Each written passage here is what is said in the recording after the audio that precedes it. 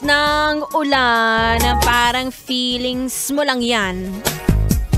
Kahit nakapayong, basang-basa sa ulan. O, ikaw na naman, mga pinag-iisip mo, ganitong kapag malamig ang panahon, ha? Matuktukan ka ng wala sa oras, sinasabi ko sa'yo.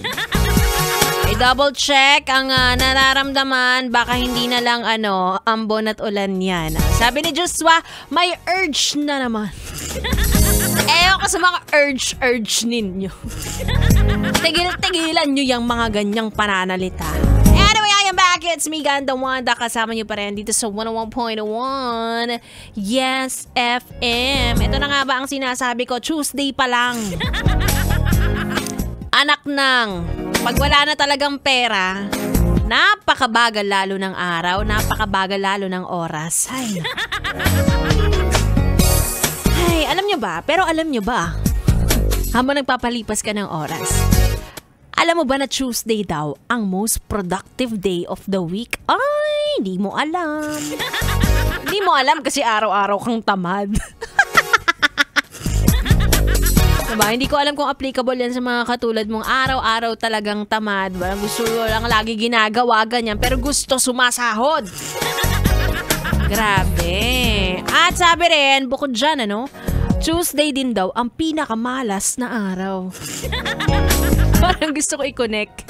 Pinakamalas na araw dahil ang dami mong ginagawa. Dahil ito nga ang most productive day of the week, diba? Siguro para talaga sa mga tamad. Ay, nako. Huwag kang mag-alala. Konting kembot na lang naman. Wednesday na.